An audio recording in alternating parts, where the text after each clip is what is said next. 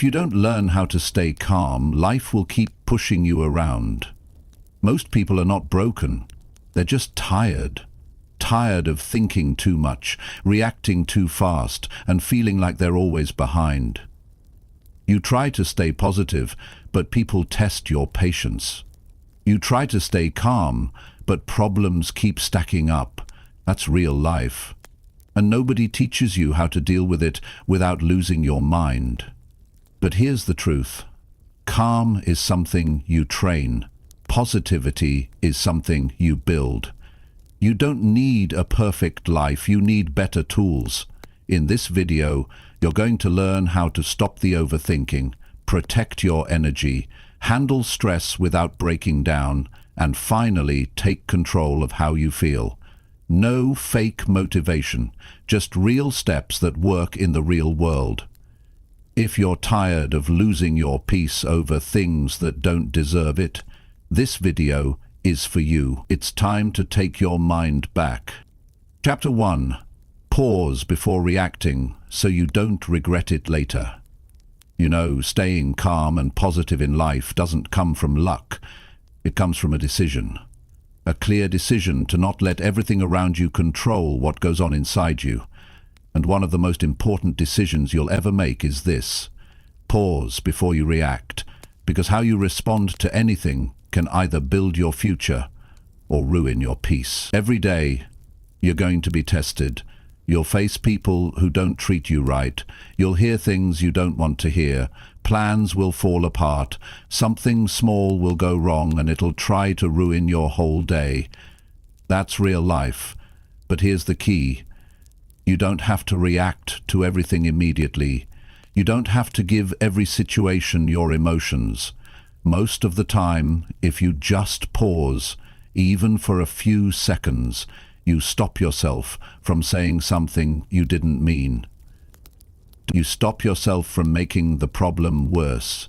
You stop yourself from being someone you don't want to be. And that pause, it's not weakness, it's not giving up, it's strength, it's leadership, it's self-control. And in life, you need to lead yourself first before anything else works. When someone disrespects you, your first reaction might be anger. You want to shout back. You want to prove your point. You want to protect your pride. But if you react too fast, you lose control. And when you lose control, they win. Not because they're smarter, not because they're stronger, but because you gave them the power to affect your emotions. That's a cost you can't afford. Regret always shows up when you move too fast. You say something you wish you didn't say. You send a message you wish you never typed. You break a connection that could have been fixed. And then you sit with it. You feel it. You carry it around for days or even weeks. All because you didn't pause. I've learned this. Peace doesn't come from a perfect life. It comes from learning to pause, to think, to respond with purpose instead of reacting with emotion. You've got to train that. You've got to practice it. Every time something tries to set you off, treat it like a test. Ask yourself, do I need to respond to this right now? Will this matter tomorrow? Will this matter next week? Most of the things that upset us in the moment aren't even worth 5 minutes of our time. But if we react too quickly, we give them 5 hours, 5 days, sometimes 5 years of our energy. That's how small problems steal big parts of our life. So what do you do instead? You breathe. You stay still for a moment. You let the feeling rise. And you let it pass without grabbing onto it. You don't avoid the feeling. You just don't serve it. You don't act on it. You let your awareness grow. Because when you pause, you see the situation clearly. You realize it's not as urgent as it felt. And now your response is coming from strength, not from panic. You know what happens when you start living this way? People notice. They see that you don't get easily shaken.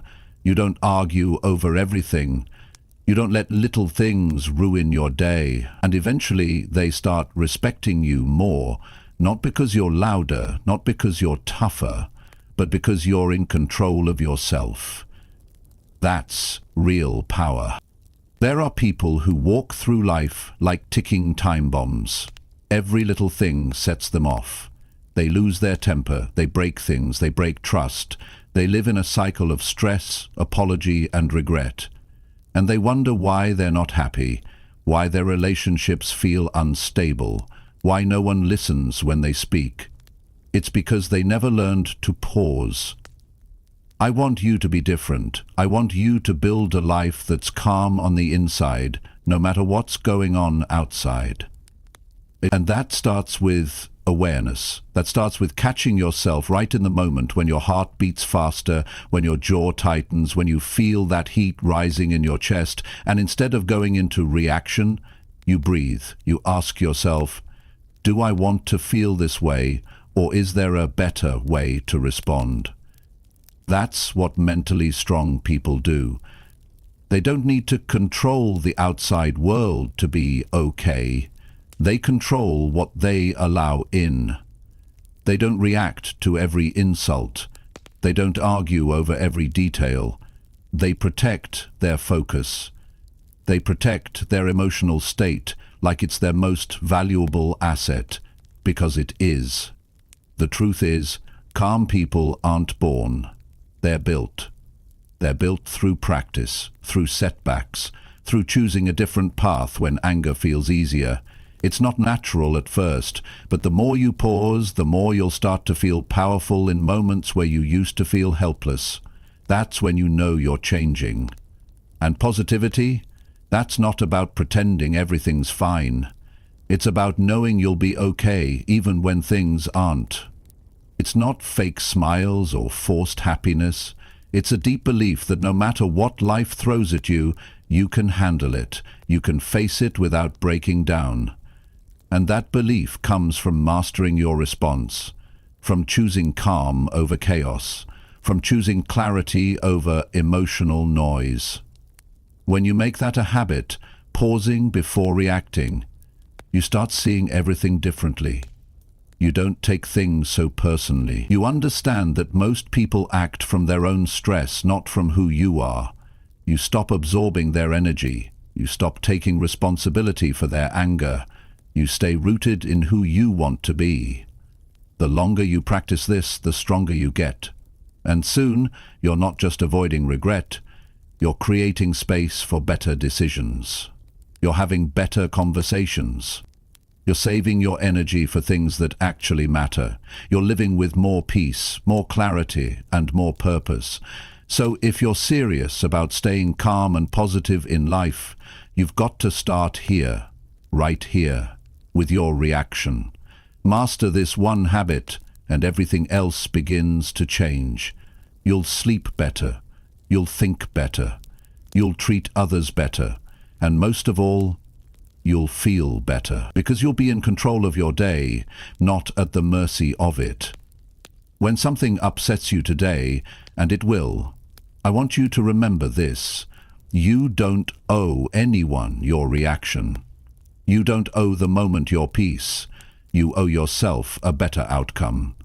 And that better outcome starts with one thing: the pause. Train it like a skill, build it like a habit, strengthen it like a muscle. Because the people who pause before they react, those are the people who stay calm, stay positive, and win long term. Not by chance, not by pretending, but by choosing better every single time. Chapter 2. Fix your sleep if your mind feels unstable daily. If your mind feels unstable every day, the first thing you need to look at is your sleep. Not your goals, not your work, not your motivation, but your sleep. Because when your sleep is broken, your mind becomes scattered. You can't think clearly. You get irritated easily. You start doubting yourself for no reason. You feel anxious, confused, overwhelmed, and none of it makes sense, because nothing is really wrong, but it feels wrong. And that feeling comes from one simple truth: your body and brain are tired. You can't expect your mind to stay strong when your system is running on empty. Your patience breaks faster, your reactions become sharper, you snap at people you love, you lose focus even during simple conversations. And the most dangerous part is, you start believing that something is wrong with you. You think it's a mental problem, you think you're weak, but the truth is, your brain is just not getting enough rest to do its job well. Most people underestimate how much sleep shapes their life. They try to fix everything else while ignoring the one habit that affects their mind the most. You can't stay calm if your brain is on survival mode. You can't think positively if your body is begging for rest. Your system becomes overly sensitive, and even small problems feel like heavy burdens. That's not a mindset issue. That's a recovery issue. Sleep isn't just about feeling less tired. It's about resetting your emotional system. It's about giving your mind the space it needs to repair itself. When you're well rested, you don't just have more energy, you have more control. You respond better, you speak better, you think better. You stop overreacting to small things. You stop second-guessing your every move. You start trusting yourself again, because your brain is finally working the way it's supposed to. People chase peace through books, therapy, breathing, and motivation. All of that can help, but if your sleep is broken, nothing else will work the way it should. You're building on a weak foundation, and eventually everything will fall apart again, no matter how much effort you put in. You must fix the root. So how do you fix it? First, stop treating sleep like it's optional. It's not extra, it's essential. You can't sacrifice sleep for success. You can't stay up every night thinking you're gaining an edge. What you're really doing is lowering your ability to make good decisions. You're burning out your focus. You're weakening your discipline. You might be awake longer, but you're doing things with half the power you could have if you slept well. Second, create a routine. Don't wait until you feel tired. Set a bedtime and honor it, the way you would honor an important meeting. You don't miss it, you don't delay it, you prepare for it. You wind down, you shut off distractions. You don't go from a chaotic day straight into sleep. Your brain needs time to switch modes. It needs calm, it needs silence. If you're scrolling on your phone or watching intense content before bed, you're telling your mind to stay alert instead of shutting down. Make your sleep space peaceful. Remove the clutter. Keep the room cool and dark. Put your phone away from your bed.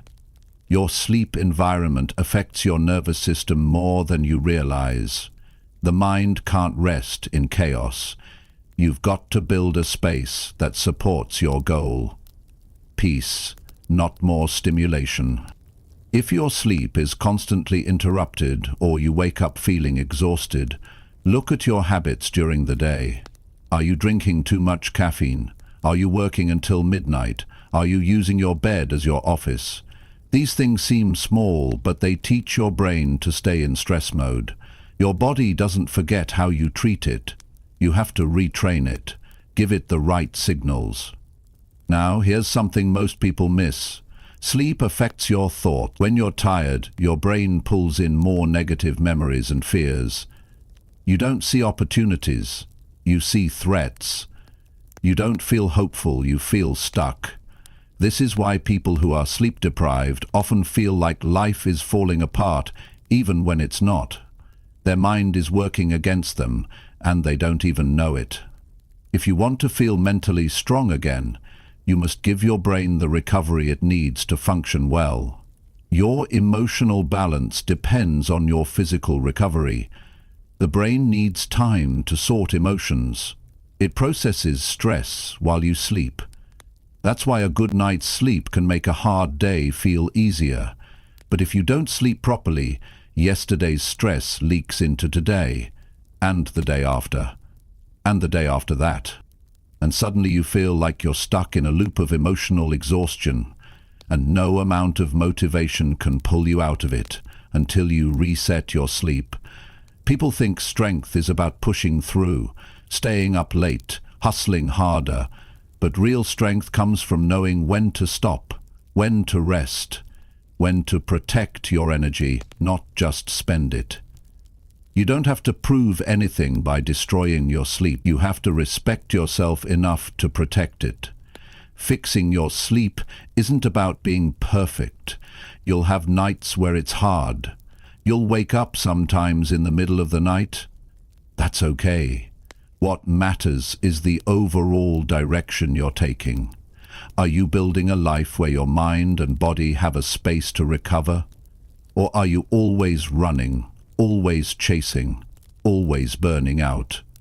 You want peace? Start with your sleep. You want clarity? Fix your sleep.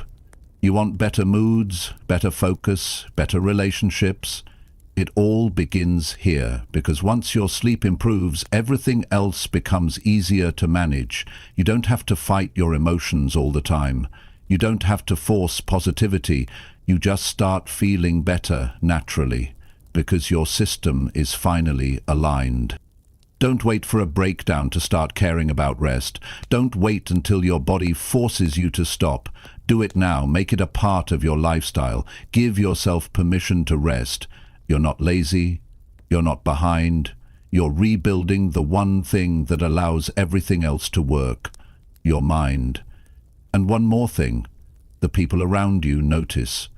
When you're sleep deprived, your energy changes. You show up different. You feel distant. You overreact. You pull away. But when you're rested, you're present. You listen better. You enjoy the moment more. You feel connected. Sleep doesn't just improve your mood. It improves your relationships, and that creates a ripple effect that lifts every part of your life. You don't need a perfect life to stay calm and positive. You need a body that doesn't feel like it's dragging itself through the day. And when you fix your sleep, you give yourself the best chance to live the kind of life you actually enjoy. You'll never regret sleeping well. But you'll always feel the cost when you don't. So if your mind feels unstable every day, don't try to think your way out of it. Start with your sleep. Start with rest. Give yourself the reset you need. And you'll see peace becomes possible again. Calm becomes natural. Positivity doesn't have to be forced. It becomes who you are. Because your system is finally giving you the strength to feel stable again. Chapter 3. Distance yourself from people who ruin your mood. If you want to stay calm and positive in life, you've got to be honest about one thing. Some people are draining your energy every single day, and it's not always loud or obvious. Sometimes it's subtle. It's the person who always complains, the one who never supports anything good you're doing, the one who turns every conversation into a problem, the one who brings tension into the room just by being in it. These people may be close, they might be in your family, they might be old friends, but if they consistently ruin your mood, you need to step back. You can't carry peace in your life while walking next to chaos every day. You can try to be patient. You can try to be kind. You can give them the benefit of the doubt over and over. But eventually your mental state pays the price. If every time you speak to someone, you feel worse after, that's not a healthy connection. That's emotional damage happening slowly. You don't even realize how much they're affecting you until you're exhausted all the time, snapping at others, losing motivation or doubting your decisions. Your mood is not just a moment, it's a signal. And when someone constantly lowers your mood, that signal is warning you. It's telling you this environment isn't safe. Your body is reacting for a reason. You don't have to stay around people just because you've known them for years. You don't owe anyone your peace. You don't need to feel guilty for protecting your energy. You're not being rude. You're being responsible. It's not just about arguments or negativity. Sometimes it's the way they speak to you. It's the tone they use.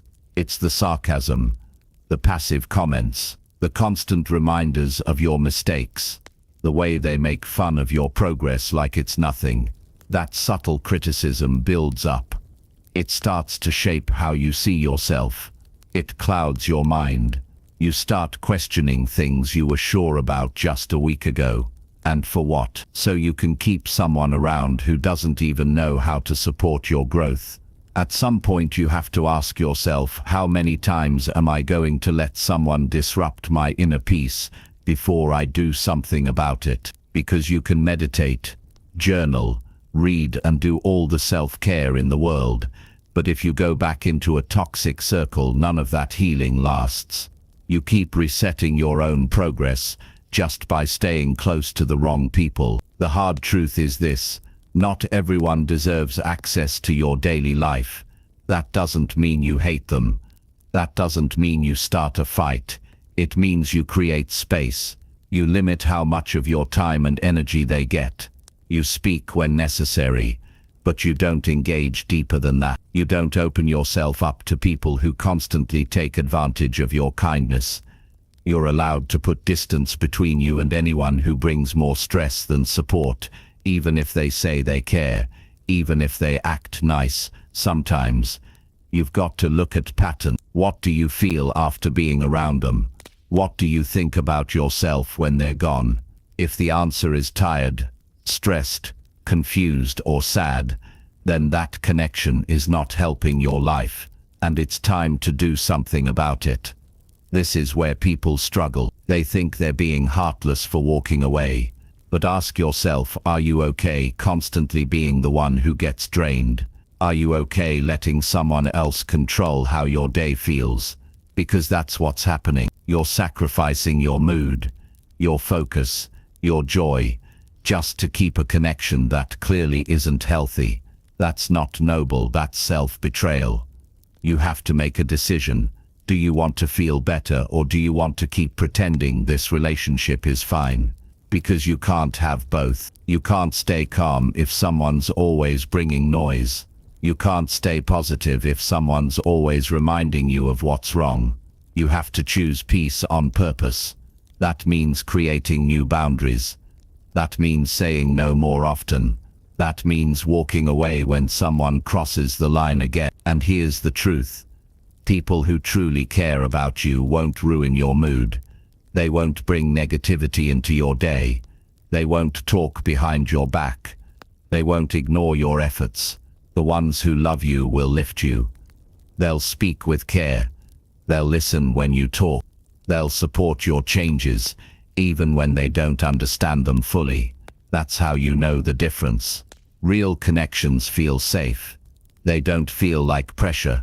They don't make you smaller. They don't make you tired. They bring you calm. And calm is rare in this world. So when you find it, you protect it. You don't give it away freely. You don't let just anyone come in and break it. That's your responsibility, to guard your peace like it matters. Because it does. Start noticing how people affect your energy, not their words. Their energy. How do you feel before, during, and after seeing them? That's the truth. Don't ignore that. You can't fake your emotional state. If someone makes your body tense, if your stomach tightens when they walk into the room, if your mind starts preparing for conflict, that's your sign. You don't have to confront everyone. You don't have to explain yourself to people who aren't interested in changing. Just create space. Spend less time with them. Don't share personal things. Stop trying to fix them. They're not your project. You're not their therapist. You've got your own peace to build. You've got your own growth to focus on. And if someone keeps pulling you backward, you're allowed to let them go. Some people will notice the distance and try to pull you back in. They'll say you've changed. They'll guilt trip you. They'll act like you owe them your time. Don't fall for that. You've changed because you're healing. You've changed because you've finally decided to take care of yourself. You've changed because you know what peace feels like.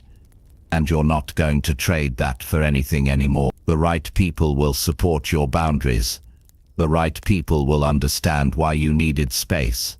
They'll meet you halfway. They'll want to grow with you. The wrong ones will try to make you feel bad for protecting yourself. That tells you everything. You don't have to keep everyone in your life.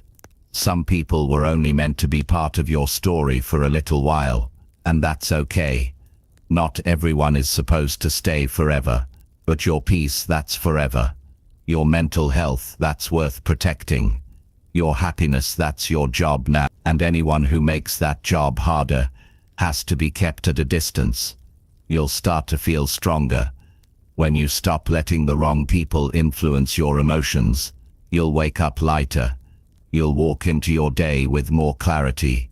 You'll stop overthinking conversations that don't matter. You'll stop holding on to guilt that doesn't belong to you, because you'll finally be living your life with people who match your energy, your vision, your growth. You don't need to fix people who ruin your mood. You need to fix the part of you that kept allowing it. And that starts with distance, not out of hate, not out of anger, but out of self-respect, out of the deep understanding that you deserve to feel safe. You deserve to feel calm. You deserve to protect your mental state without apology. So take a good look at the people around you. Are they lifting your energy or draining it? Are they building your mindset or breaking it? Are they helping you grow or holding you back? Then act on what you see. Distance isn't always a bad thing. Sometimes it's the exact space you need to finally feel free. Chapter 4. Do hard things early, so peace comes later easier. If you want more peace in your day, start by doing the hard things early. The work you avoid, the task you keep pushing, the call you're afraid to make, the responsibility that feels heavy, handle those first. Not because they're fun, not because they're easy, but because they steal your calm if you don't. When you delay the hard stuff, your brain doesn't forget it. It keeps reminding you, in the back of your mind. It lingers. It affects how you feel, how you focus, and how you treat other people. That one thing you didn't do starts to grow into stress, guilt, and tension. But when you knock it out early, you create room for peace. Most people start their day with easy tasks to feel good for a moment. They answer simple messages, they check notifications, they scroll through social media. They feel like they're doing something, but nothing meaningful gets done. And slowly, the harder task they skipped begins to weigh on them. They start avoiding it more. They get distracted. They get irritated. Then they say the day felt stressful. But it wasn't the day, it was their delay. Peace doesn't come from avoiding difficulty. It comes from attacking it directly, early, and without excuses. Hard things aren't just about physical effort. Sometimes it's a tough decision, a conversation you've been avoiding, a boundary you need to set, an honest reflection you don't want to face. These aren't loud tasks, but they sit in your chest. You feel them every hour, and the longer you wait, the heavier they feel. But the moment you handle them, something shifts. You breathe better. You feel lighter. You move through the rest of the day with more control because you're no longer being pulled backward. The human brain is built to remember unfinished things. It's a survival tool. But in everyday life, it becomes a source of pressure. When you leave hard things undone, your brain doesn't rest. It stays alert. It keeps checking, reminding, worrying. That's why you feel mentally tired, even when you've barely done anything, because your brain's been running in the background all day, trying to push you toward action. And when you finally take the action, all that pressure goes away. Not because the task was huge, but because the weight of ignoring it is always heavier than the task itself. Success doesn't come from doing easy things repeatedly. It comes from doing what's hard when it's time. It comes from facing the uncomfortable early, before it has time to grow into something harder. People who succeed in life have the same problems as everyone else. The difference is, they don't wait for the perfect mood. They don't wait for motivation. They do the hard thing anyway, and that's why they win. That's why they feel more peace. Not because life is easier for them, but because they've learned to act before pressure builds up. There's a strange thing about doing hard things early. It gives you energy. It feels like the opposite should be true, but it's not. The more responsibility you take early in the day, the more power you feel throughout the day. You walk taller. You think clearer. You carry confidence, because you know you've already handled what others are still avoiding. That feeling makes you more effective, more focused, and more emotionally balanced. You'll notice this in your relationships too. When you've done the difficult work, you're not as reactive. You're not snapping at people because of hidden stress. You're not checking out mentally during conversations. You're more patient. You're more present. That's the kind of peace that isn't temporary. It lasts, because you earned it through your actions. And here's another truth. Hard things don't go away when you ignore them. They get louder. They grow into anxiety. They spread into other areas of your life. What started as a small task now feels like a personal failure. What began as a 5-minute job now feels like a mountain. You don't need more time. You need to stop avoiding. Avoidance is what keeps people stuck. Action is what sets people free. Start noticing how you feel after doing something hard. Your mind feels more steady. Your breathing slows down. You stop overthinking. You stop comparing yourself to others. You feel more connected to what matters. That's not by accident. That's the reward for doing what needed to be done before everything else. If you want to be someone who stays calm under pressure, practice doing hard things when it's most uncomfortable. The earlier you act, the less time your mind has to fear the task. The moment you start, the fear loses its strength. Action makes the problem smaller. Avoidance makes it grow. You don't need perfect planning. You don't need to feel brave. You just need to start. This mindset builds momentum. One hard thing leads to another win. You start trusting yourself. You stop doubting your ability. You stop waiting for perfect conditions. You stop thinking everything needs to be aligned before you take action. You learn to rely on discipline instead of, and that discipline leads to something most people never feel: inner peace that doesn't depend on circumstances. You don't need to change everything overnight. Start small. Choose one hard thing each morning. Do it before you check your phone. Do it before your mind gets flooded with distractions. Build the habit of early effort. Teach your system. That peace is something you create, not something you wait for. You don't need to rush. You don't need to pressure yourself. But you do need to be honest about what you've been putting off. Be honest about how it's affecting your energy. Be honest about the way avoidance steals your confidence. Then make a decision to handle it. Not later. Now. Because the sooner you deal with difficulty, the sooner you return to peace. People who stay calm and positive aren't lucky. They've built habits that protect their mind. And this is one of the strongest habits you can build. Do the hard thing before the day tries to distract you. Start with responsibility. Start with challenge. Start with what matters most. Then let peace follow your action, not precede it. This approach works. It doesn't require talent. It doesn't require more time. It just requires consistency. And over time, you'll notice something powerful. The more you get used to doing hard things early, the easier your life becomes. Not because life is less demanding, but because you're stronger. You're faster. You're clearer. You're no longer carrying a list of things you wish you'd done. You're carrying proof that you did them. That proof becomes pride. That pride becomes peace. If you've been feeling overwhelmed, scattered, unmotivated, ask yourself this: what am I avoiding? What have I delayed that I know I need to do? That's the source of your stress. It's not the size of your to-do list. It's the weight of what you keep skipping. Start with that one thing. Don't overthink it. Don't make it dramatic.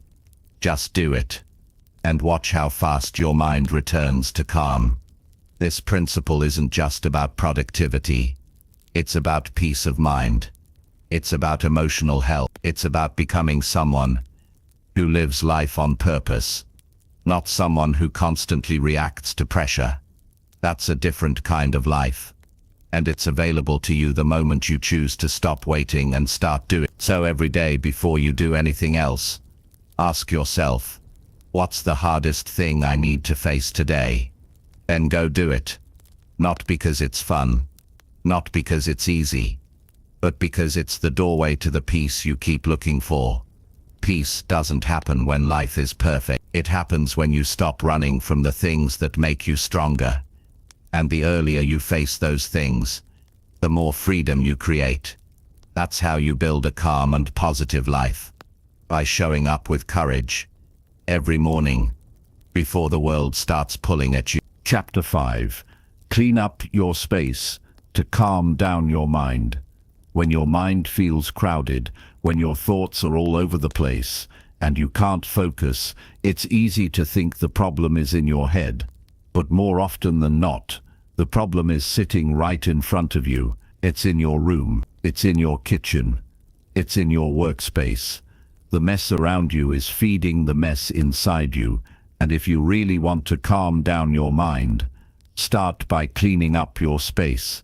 There's a real connection between your environment and your mental state. You might not notice it at first, but the clutter around you is constantly speaking to your brain.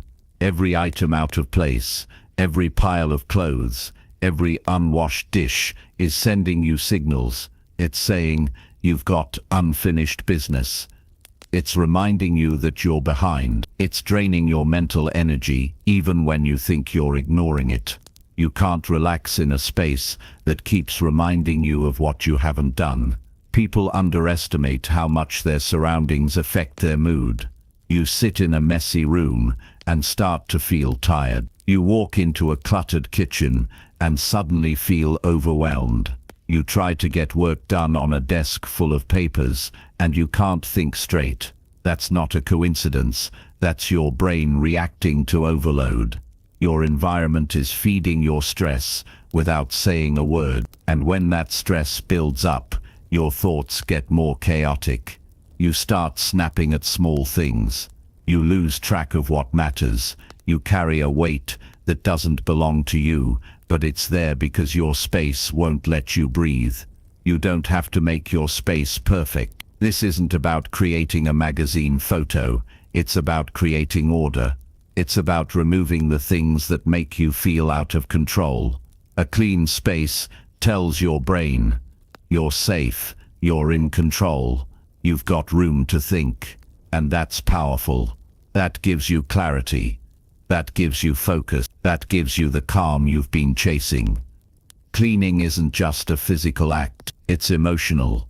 When you pick something up and put it where it belongs, you're telling yourself, I'm taking responsibility. You're saying, I care about how I live. That message matters because the way you treat your space reflects the way you treat your own peace. A messy environment often means a mind full of avoidance. It's not laziness, it's emotional overload. But when you start cleaning, you take that power back. You'll feel it shift. As the floor clears, your thoughts clear.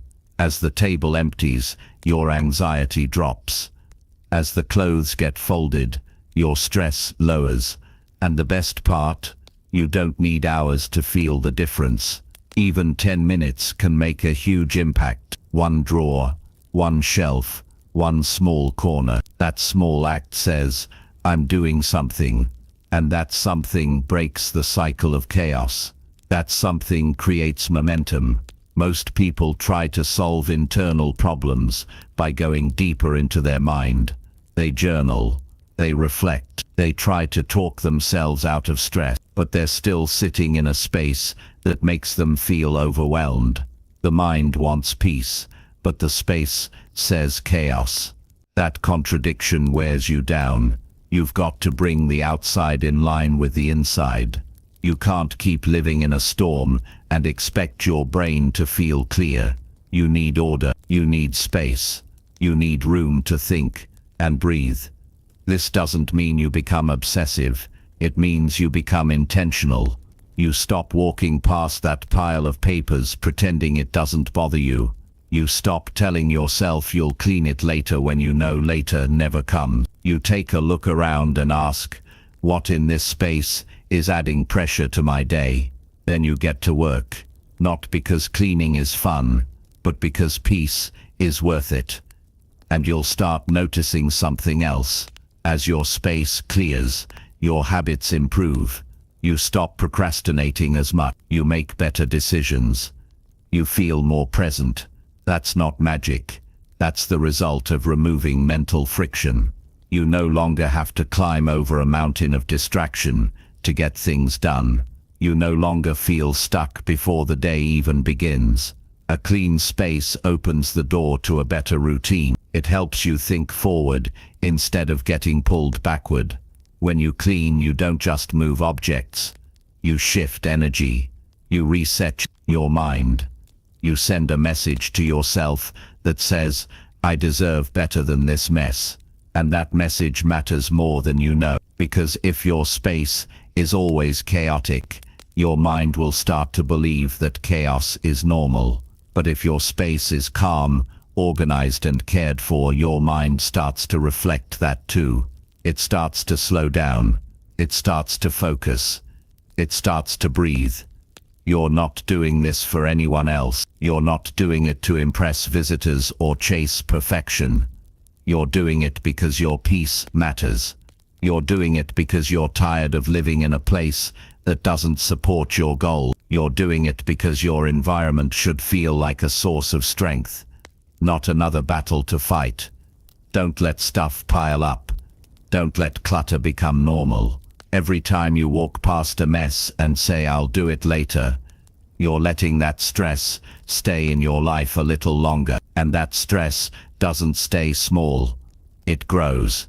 It turns into frustration. It turns into burnout. You've got to take control of it. You've got to build the habit of cleaning up your space, not once a month, but daily. Not when it gets unbearable, but when it starts to get off track. That habit will change your life. Make it simple. When you wake up, take 5 minutes to tidy up. When you finish eating, clean your plate. Before you go to bed, clear your surfaces. These aren't big tasks, but they add up. They build a standard. They create a home that feels like peace, not pressure. And over time, that peace becomes your new normal. Don't wait for motivation. Don't wait until it feels right. Do it because your mind deserves relief. Do it because your future needs space to grow. Do it because you're ready to stop living in distraction and start living in alignment. You can't fix everything in a day, but you can start. You can look at one corner of your life and bring it into order. That one corner will lead to another, and soon the space around you will begin to reflect the person you're becoming. Calm, focused, intentional. There's no secret formula, just this truth. A clean space creates a clear mind, and a clear mind is where calm and positivity begin. So if your head feels full, don't go looking for more motivation. Don't go searching for deeper answers. Look around, clean something. Let your hands do what your mind can't. Create the peace you've been missing. It starts with you. It starts with your space. And it starts right now. Chapter 6. Speak less when angry to avoid making it worse. When you're angry, your words become weapons, not just for others, but for yourself too. In moments of anger, you don't see things clearly. You don't think through consequences. You just speak from emotion. And the problem is, once the words are out, you can't take them back. You might apologize later. You might explain yourself, but the damage is already done. That's why speaking less when you're angry is one of the most powerful disciplines you can build. It doesn't mean you ignore the problem. It means you don't make it worse. Anger is natural. Everyone feels it. It's not about pretending you're not upset. It's about managing yourself when you are. Most of the regrets people carry aren't from being angry. They're from what they said or did while angry. That moment you lost control, raised your voice, said something hurtful just to win the argument, or pushed someone away when they didn't deserve it. Those moments can ruin relationships, kill trust, and damage your own peace of mind. When you're angry, your heart beats faster, your body gets tense, your breathing changes. That's your system entering fight mode. It's not a thinking state, it's a survival state, and that's exactly why you have to pause. Not everything you feel in that moment needs to be said. In fact, most of what you say when you're angry doesn't reflect what you really mean. It's heat, not truth. Staying quiet when you're upset doesn't make you weak. It makes you wise, because anyone can explode, anyone can shout, anyone can blame. That's easy, but it takes real strength to stay grounded when your emotions try to pull you in. It takes maturity to say, I'm going to wait before I speak, because I want to handle this the right way.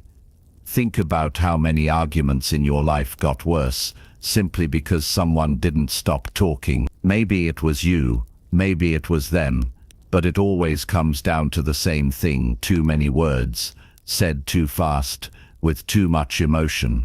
Now imagine if, in those moments, you just stayed quiet, just for a few minutes. Let the heat pass. Let your thoughts settle. Let your body calm down. That one decision could have saved a lot of pain. Anger is loud, and silence in anger feels uncomfortable. But that silence gives you power. It gives you space to listen to others, to your own thoughts, to the situation as it really is, not as it feels. When you speak in anger, you speak from emotion. When you wait, you speak from intention. One of the greatest skills you'll ever build is emotional discipline.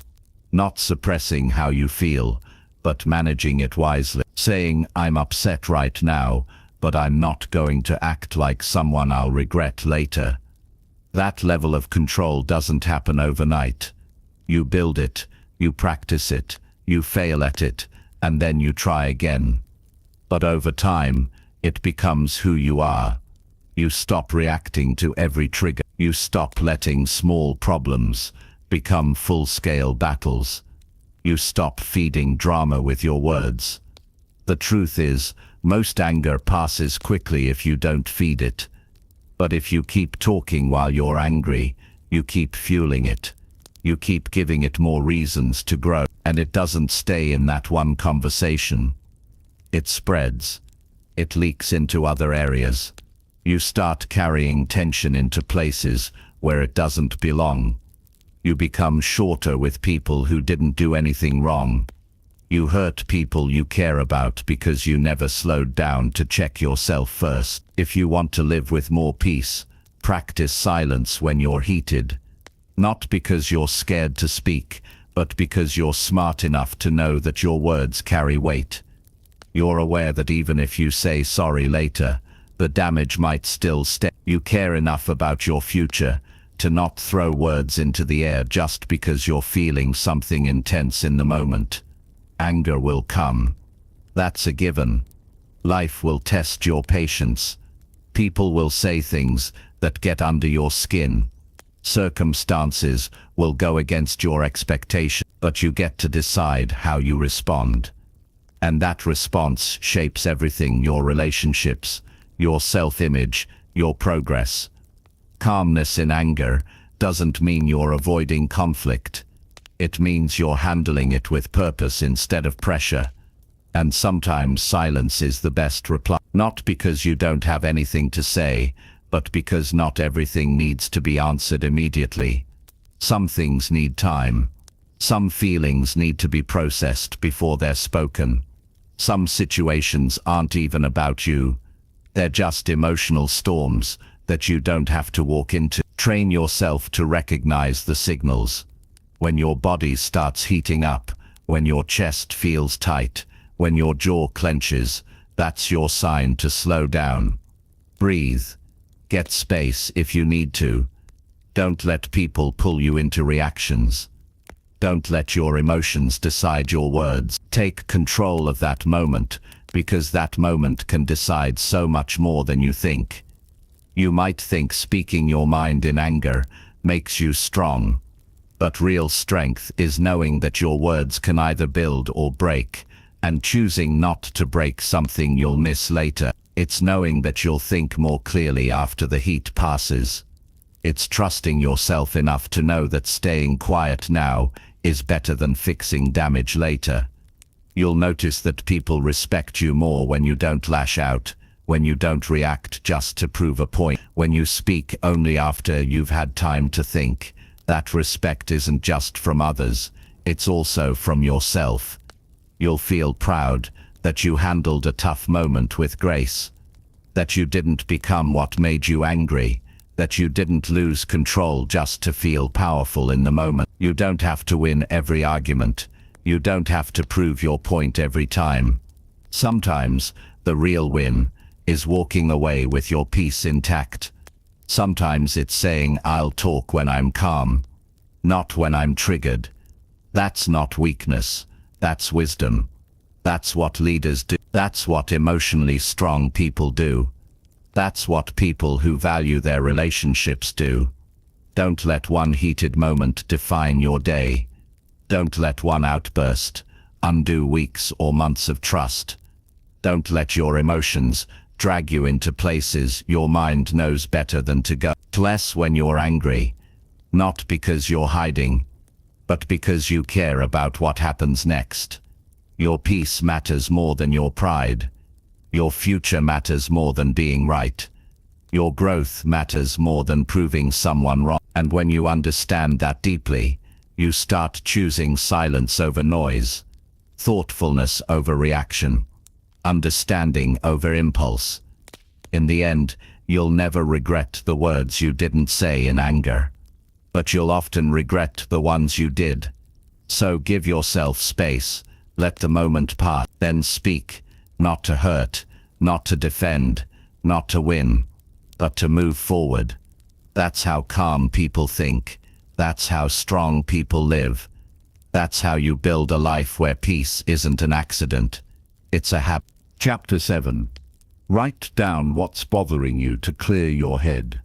Your mind can only hold so much before it starts to overflow. When thoughts build up with no place to go, you feel it. You feel tired for no clear reason. You feel heavy, distracted, short-tempered, anxious. You forget simple things. You lose focus in conversations. You start feeling stuck, and you try to push through it, hoping it will pass. But it doesn't, because your mind isn't broken. It's just full. And one of the most effective ways to deal with that mental overload is to stop thinking and start writing. Write it down. Get it out of your head and onto paper. It sounds simple, too simple maybe. But the truth is, writing gives your thoughts structure. It takes what's spinning in your mind and puts it where you can see it clearly. That alone brings relief. It's like letting air out of an overfilled tire. You don't have to solve everything right away. You just need to let it out. Writing helps you understand what's really bothering you, because when everything stays inside, it gets tangled. One worry connects to another. One bad moment turns into a whole bad day. But when you write it out, you start to separate things. You see the exact thoughts causing the pressure, and sometimes just seeing them written down makes you realize they're not as big as they felt. There are moments when you don't even know why you feel off. You just feel unsettled. That's when writing becomes a mirror. You start with a sentence that doesn't even make sense, and by the time you've filled a page, you realize what's been eating at you. It's a conversation that didn't sit right. It's a goal you've been avoiding. It's something you heard days ago that you're still carrying. You couldn't see it clearly because your brain was too crowded. But the pen pulled it out. That's the power of writing. It clears the fog. Most people don't write because they think they have to sound smart. They think it has to be perfect. That's not the point. You're not writing a book. You're writing for your own sanity. Nobody's grading it. You don't have to be poetic. You just have to be honest. Write exactly what you're feeling, even if it doesn't sound right. Even if it's messy. That's what makes it real. That's what makes it work. Your mind holds on to things it thinks are unfinished. That's why your thoughts keep coming back to the same problems. It's trying to find a solution. But when the problem is emotional or unclear, it gets stuck in a loop. You replay it over and over, hoping it will make sense. But it won't until you pull it out of the loop and put it somewhere real. That's where writing comes in. It's not just about expression. It's about relief. There's something powerful about seeing your thoughts in front of you. It separates you from them. You realize that just because a thought is in your mind doesn't mean it's true. Just because you're thinking it doesn't mean it deserves your energy. Writing helps you challenge the thoughts that don't serve you. It gives you a place to question them, to reframe them, to replace them. You'll notice that when you write consistently, your self-awareness grows. You catch patterns. You notice triggers. You learn how certain people or situations affect your mood. You start recognizing what really bothers you versus what just feels uncomfortable for a moment. And that self-awareness is a game changer. Because once you understand yourself, you're no longer at the mercy of your emotions. You stop reacting blindly. You start responding with clarity, and you don't need to write for hours. Even 5 minutes a day can change the way you carry stress. Just open a notebook and ask yourself, what's bothering me right now? Then write whatever comes up. Don't judge it. Don't analyze it. Just let it out. You'll be surprised how much lighter you feel afterward. It's like setting down a bag you didn't know you were carrying. This is especially important when you feel overwhelmed. Overwhelm isn't always about doing too much. Sometimes it's about thinking too much. You're carrying conversations in your head, playing out future problems, replaying past mistakes, worrying about things that might never happen. And all of that takes space. Writing helps you reclaim that space. It helps you organize what matters and what doesn't. It gives you the power to focus on what you can actually control. You don't need fancy journals or complicated systems. All you need is something to write on, and a willingness to be honest. You don't even need full sentences, bullet points, phrases, fragments. Just let it flow. You're not trying to impress anyone. You're trying to help yourself. That's what makes this practice different from talking to someone. You don't need anyone's approval. You don't have to explain yourself. You don't have to worry about being misunderstood. It's just you and the page. And the truth. Over time, your journal becomes more than just a place to vent. It becomes a record of growth. You look back and see how far you've come. You read entries from weeks or months ago, and realize that what felt unbearable then is something you've now handled. That gives you confidence. It reminds you that you're capable, that you've overcome before and you can do it again. Some days you'll write things you didn't even know you were feeling. That's okay. Let it out. That's how healing begins. Not by hiding, but by facing. And writing gives you the safest way to face yourself without pressure. Nobody else is involved. No one else needs to understand. You just need to be willing to release what's stuck inside. This isn't about escaping life. It's about dealing with it better. It's about creating space in your mind so you can breathe, think and act without the weight of everything pulling at you. Your mental clarity is worth the time. Your peace of mind is worth the effort. And writing, as simple as it seems, is one of the most direct ways to get there. You don't have to do it forever, but do it when your head feels full. Do it when your chest feels heavy. Do it when you don't feel like talking to anyone, but you know you need to say something. The page will always be there. No judgment, no interruptions, just space for you, your truth, and your healing. Start now, not tomorrow, not when it gets worse. Pick up a pen, open a note, and write what's on your mind. Even if it's just one sentence, even if it feels uncomfortable, especially if it feels uncomfortable. That's where the power is. In facing what you usually avoid. In speaking what usually stays buried. Because once it's written, it no longer owns you. It no longer controls your mood. It no longer weighs you down in silence. You've named it.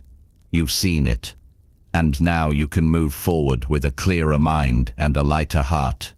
That's how you stay calm. That's how you stay centered. Not by ignoring your thoughts, but by releasing them in a way that helps you breathe again. That's the power of writing. And it's yours to use anytime you need it. Chapter 8. Handle one problem instead of thinking about 10. When life feels overwhelming, it's usually not because of how big your problems are, it's because you're trying to carry too many of them at once.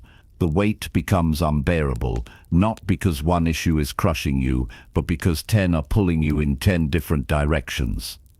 Your mind jumps from one thing to the next without finishing anything. You start solving one problem, then another thought interrupts you, then something else pulls your attention, and before long nothing gets done, and your mind feels like it's spinning. If you want to find peace again, stop trying to figure everything out at once. Handle one problem. Just one. That's how you get your mind back.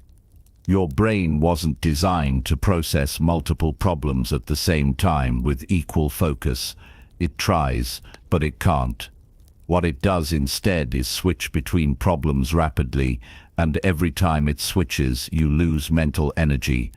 You waste willpower. You create internal noise, and that noise keeps you stuck in thinking instead of doing. That's why you can spend hours worrying and yet make no progress. Because worrying about 10 things doesn't move anything forward, but doing one thing, one real step, that's how progress begins. There's a difference between being busy and being productive. Being busy often means you're thinking about a lot, stressing about a lot, and touching everything but finishing nothing. Being productive means you pick one task, one challenge, one problem, and you give it your full attention until it's resolved or moved forward. That's where mental relief starts to return. That's when your stress starts to come down. You feel capable again. You feel in control. Most people don't realize how much pressure they create by trying to hold everything in their head at once.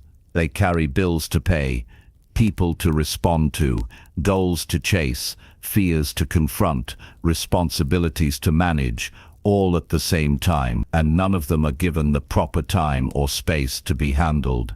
They're all floating around, demanding attention, crowding your thoughts. That leads to anxiety. It leads to procrastination.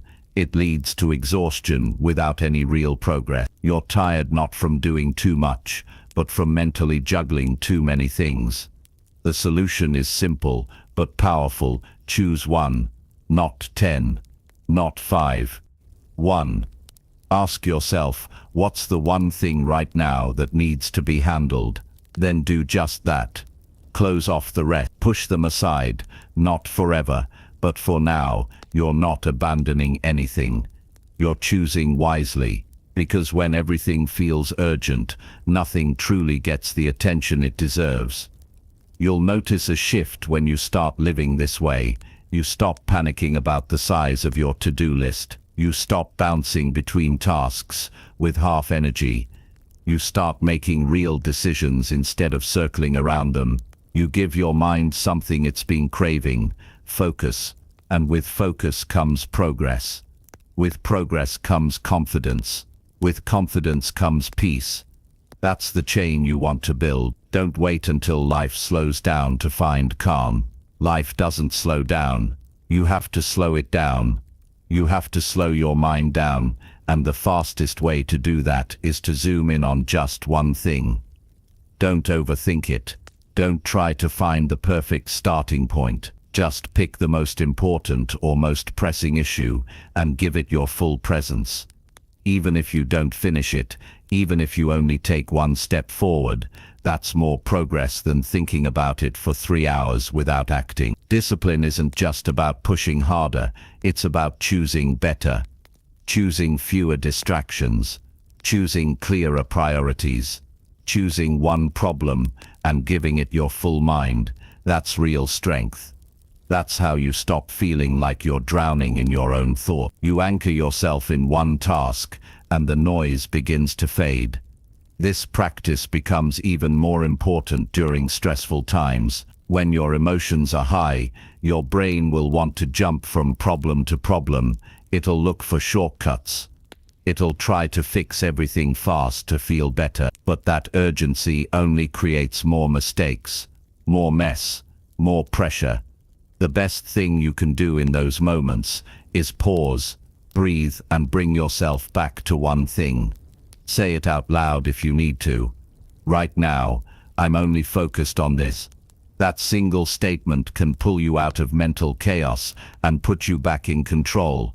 Some people think multitasking is a strength.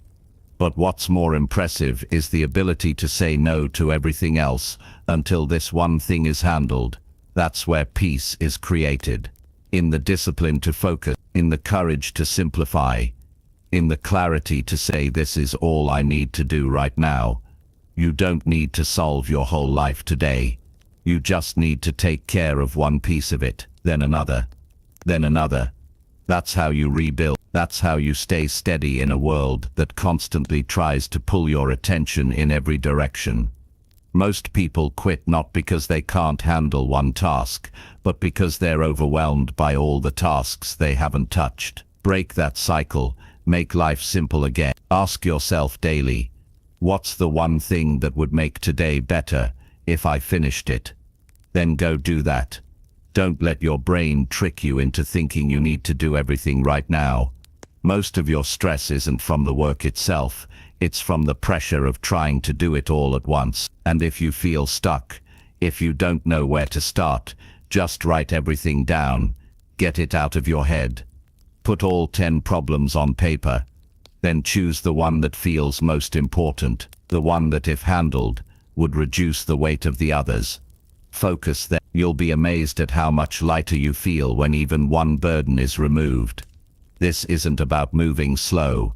It's about moving smart. It's about not wasting energy, thinking about problems you're not in the position to solve today.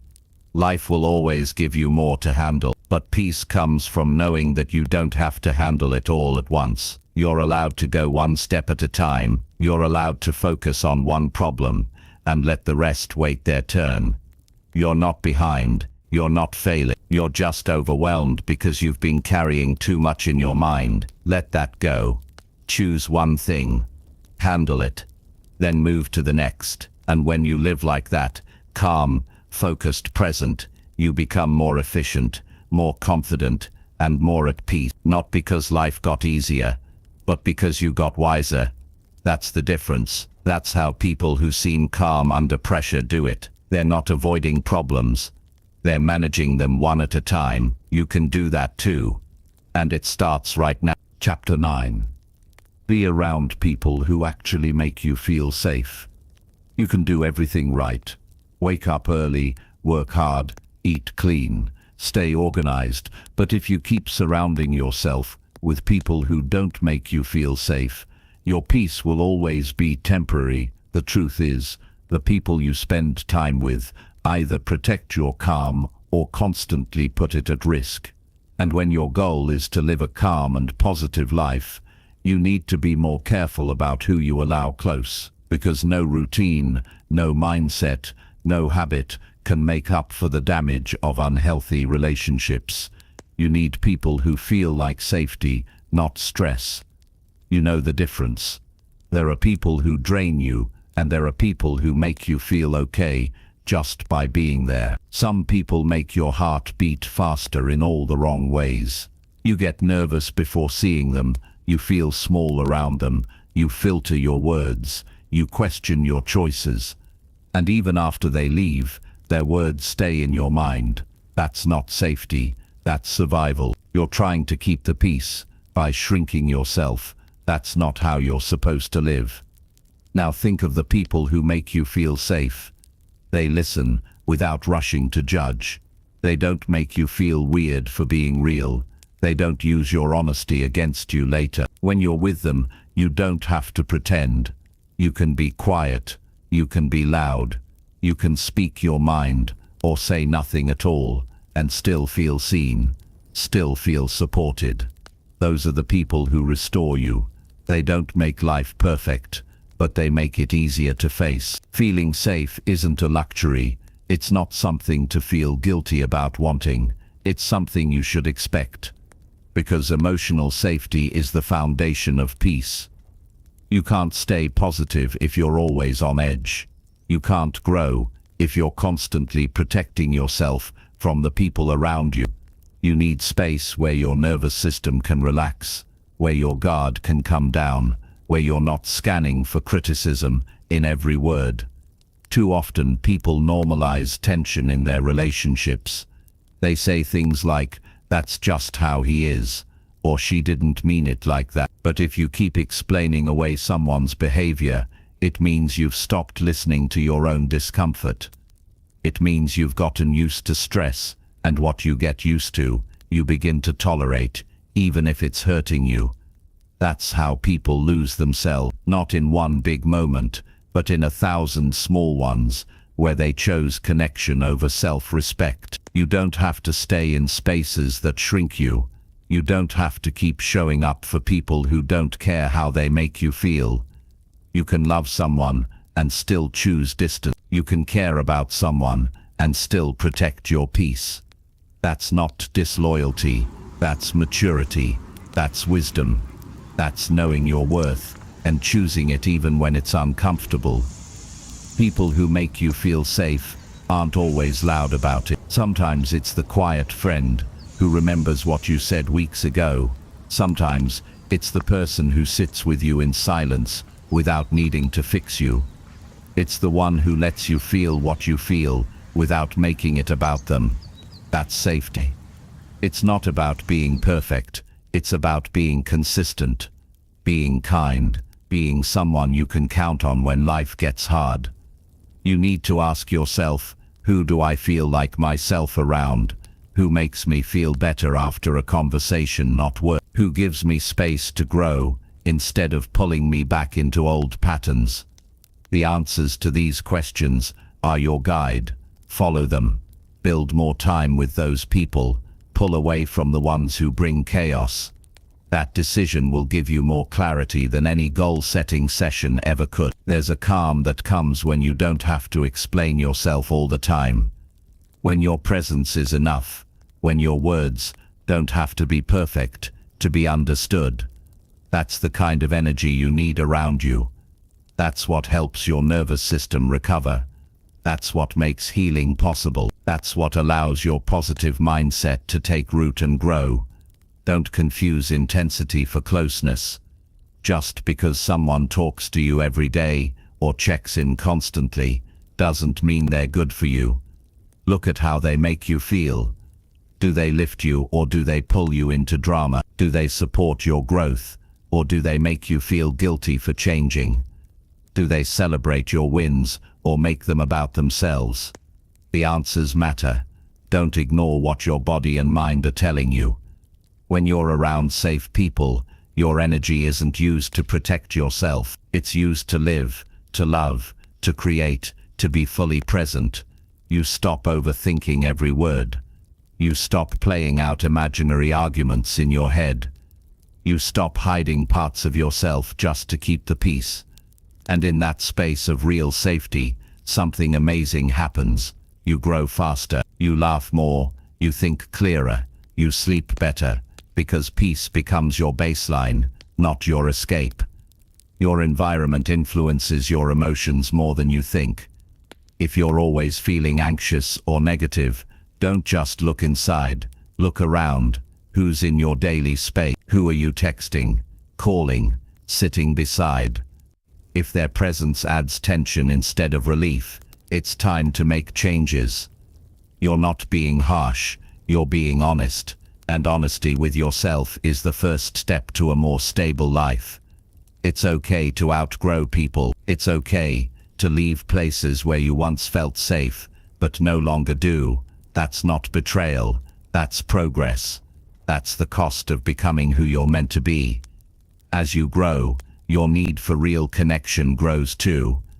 You don't want surface-level conversations anymore.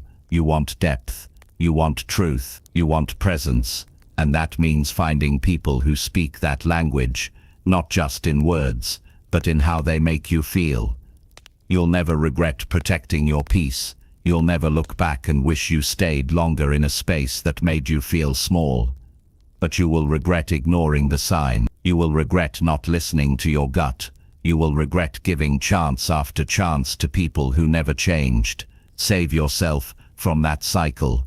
Choose safety now. Choose it in every relationship.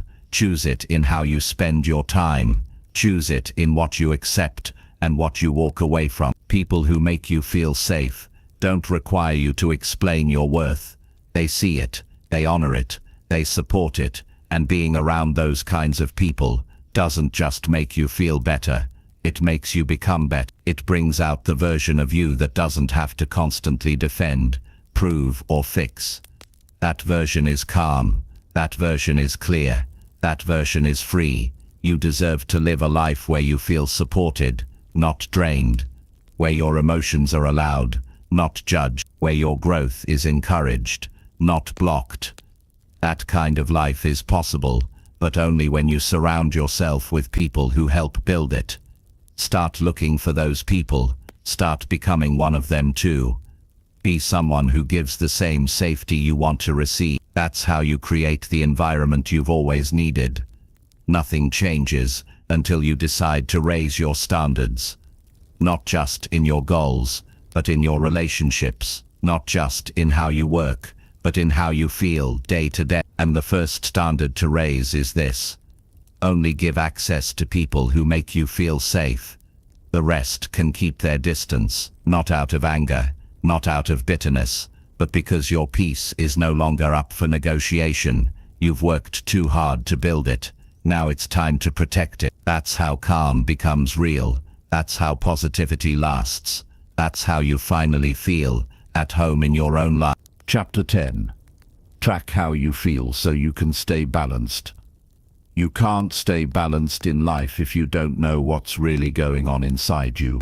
Most people wake up, go through their day, and go to sleep without ever checking in with how they actually feel. They might notice they're tired, frustrated, or anxious, but they don't stop to ask why. They just push through, hoping the feeling will go away. But when you ignore your emotions, they don't disappear. They build, they pile up. They start affecting your choices, your habits, your sleep, your health, and your relationships. That's why one of the smartest and most important things you can do for your well-being is track how you feel. Tracking your emotions doesn't mean overanalyzing every little thought. It means taking a few minutes each day to check in with yourself. It means being honest about your energy, your mood, and your state of mind. It means asking questions like, how do I feel right now? What's been weighing on me today? What lifted me up? What brought me down? These aren't complicated questions, but the answers tell you everything. They tell you what's working in your life and what's slowly pulling you off track. Balance isn't about doing everything equally. It's about knowing when something in your life is taking too much of your time, too much of your attention, too much of your energy. And the only way you'll know when that's happening is if you're paying attention. When you track how you feel, Patterns start to show up. You start to see what drains you. You notice who leaves you feeling stressed. You become aware of the choices that lower your motivation and the ones that help you feel steady again. This kind of awareness doesn't come from reacting to life. It comes from reflecting, from observing without judgment, from learning the rhythm of your emotions and using that insight to guide your decisions. Because when you ignore your feelings long enough, your body starts speaking for you. You feel burnt out. You feel anxious for no reason. You lose the drive you once had. And then you wonder what happened. But it didn't happen overnight. It happened because you stopped listening to yourself. You don't need to track everything in a complicated system. A simple journal entry works. A voice note, a mood tracker app, even a daily one-sentence check-in like today, I felt overwhelmed after that meeting, or I felt peaceful when I took that walk. That's enough to start building awareness, and the more consistent you are, the clearer the picture becomes. You no longer have to guess what's causing your stress. You'll know. You'll see that every time you skip your morning routine, your patience drops, or every time you stay up late watching the news, your energy is off the next day. These insights are powerful. They help you make smarter choices without needing anyone else to tell you what to do. When you start tracking how you feel, you also learn how to support yourself better. You stop blaming yourself for every low moment, and you start noticing what you need. Some days, you might need more rest. Other days, you might need more movement. Some days, you need deep work. Others, you need connection. Tracking gives you that data. It helps you stop guessing and start understanding. People who stay calm and balanced aren't lucky. They've just built habits that give them real-time feedback on their emotional state. They don't wait until they're burnt out to take a break. They don't wait until they're miserable to make a change. They course correct early because they know what to look for. That's the power of paying attention. That's the power of writing down what's real instead of pretending everything's fine. If you keep ignoring how you feel, your body will eventually force you to pay attention. Through illness, through mental fatigue, through breakdowns that seem to come out of nowhere. But if you build the habit of checking in every day, even for just a few minutes, you catch those warning signs early. You notice when something feels off. You make small adjustments before things spiral. That's what real balance looks like. It's not about being perfect, it's about being present. Tracking your feelings also helps you manage your relationships better. You start seeing which connections bring out your best self, and which ones trigger stress or insecurity. You understand how certain conversations affect your energy. You get clearer on your boundaries, and when you're clear on your own emotional state, you stop expecting others to fix it for you. You take responsibility without self-blame. You become more grounded. The goal isn't to feel amazing all the time.